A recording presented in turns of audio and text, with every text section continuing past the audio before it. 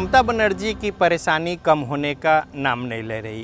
कहते हैं ना कि जैसे जैसे दवा की वैसे वैसे बीमारी बढ़ती गई, मर्ज बढ़ता गया। वही कुछ हाल हो रखी है पश्चिम बंगाल में ममता बनर्जी की। अब ममता बनर्जी जिस पर भी भरोसा जताती हैं वही उनका हाथ झटक कर कहीं और दूसरे पाले में खड़ा हो जा रहा है।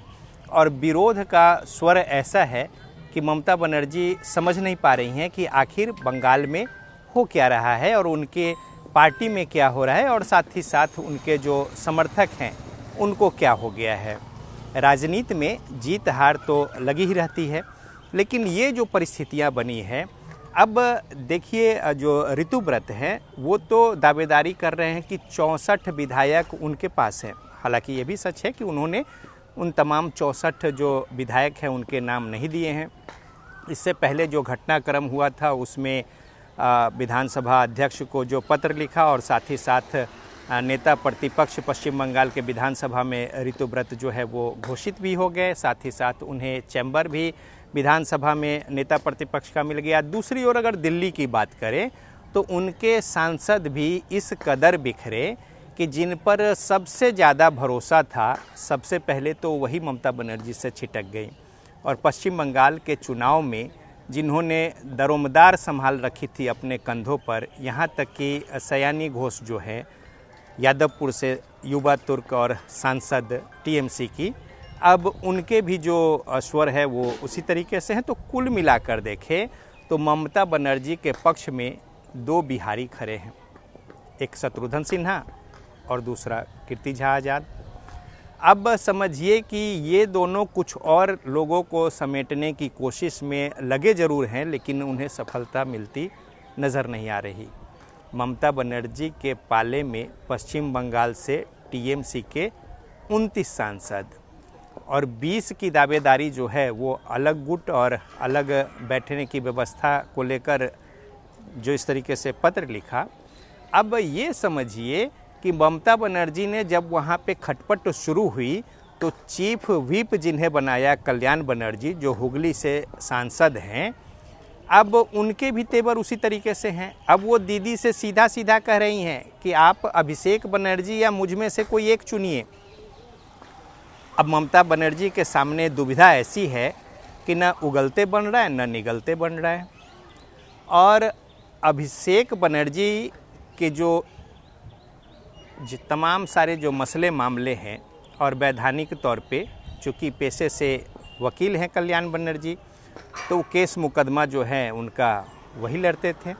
यहाँ तक कि जो पत्र सौंपा गया था विधानसभा अध्यक्ष को और उसमें जो 2 हस्ताक्षर फर्जी की बात सामने आई, और जिसको लेकर फिर धीरे धीरे पूरा कुनवा जो है विधायकों का जो नए चुन कर आए थे इस बार विधानसभा में 80 विधायक, अब समझिए कि उसमें से 58-59 तो इकट्ठे एक साथ चंक निकल गए और ममता बनर्जी के पाले में बड़ा छोटा टुकड़ा आया जो विधायक बचे उनका।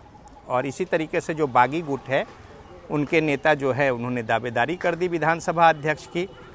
अब यहाँ पे ये समझा जा सकता है कि जो कल्याण बनर्जी मुकदमा लड़ रहे थे उस फर्जी हस्ताक्षर वाले मामले का, जिसमें 2 नाम फर्जी होने की बात जो है वो कही गई थी और जिसको लेकर कि पूरा मामला जो है गोलबंद हुआ, अब उन्होंने भी स्पष्ट कर दिया है कि ममता बनर्जी जो है या तो अभिषेक बनर्जी अपने भतीजे को चुने या फिर मुझे चुने। अब पशुपेश की स्थिति देखिए ममता बनर्जी के सामने कि उनकी क्या परिस्थिति है और किस कदर जो है उनके विधायक टूटे, उनके सांसद छूटे, उनके अपने छूट रहे हैं। अब यहाँ तक कि परछाई जो है वो साथ देने को तैयार नहीं है। ममता बनर्जी कहीं निकल रही हैं तो फिर उन्हें 4 लोग नहीं मिल पा रहे हैं। जिस तरीके से वाई चैनल पर जो धरना प्रदर्शन की बात आई थी तो ममता बनर्जी के साथ महज 7-8 लोग। अब समझिए कि जो एक ममता बनर्जी के आह्वान पर पूरा जो वो विक्टोरिया का इलाका और वाई चैनल जो था वो बिल्कुल खचाखच भर जाता था।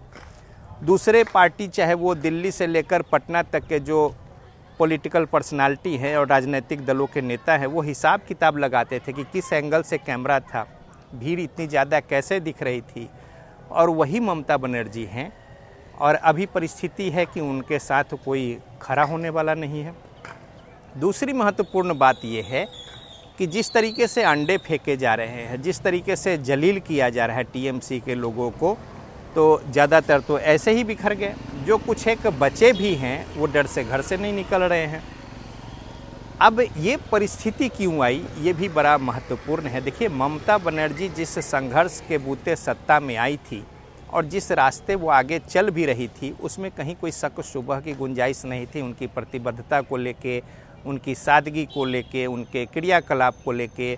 लेकिन उनके आसपास जो लोग जुड़ते गए और उनका जो जिस तरीके से कृत्य सामने आता गया, इसको लेकर धीरे धीरे एक असंतोष की भावना न सिर्फ आम जनमानुस में, जो माँ माटी मानुस की बात ममता बनर्जी करती रहीं उनके बीच में, बल्कि धीरे धीरे जो त्रस्त लोग हैं उनकी संख्या ऐसी हो गई।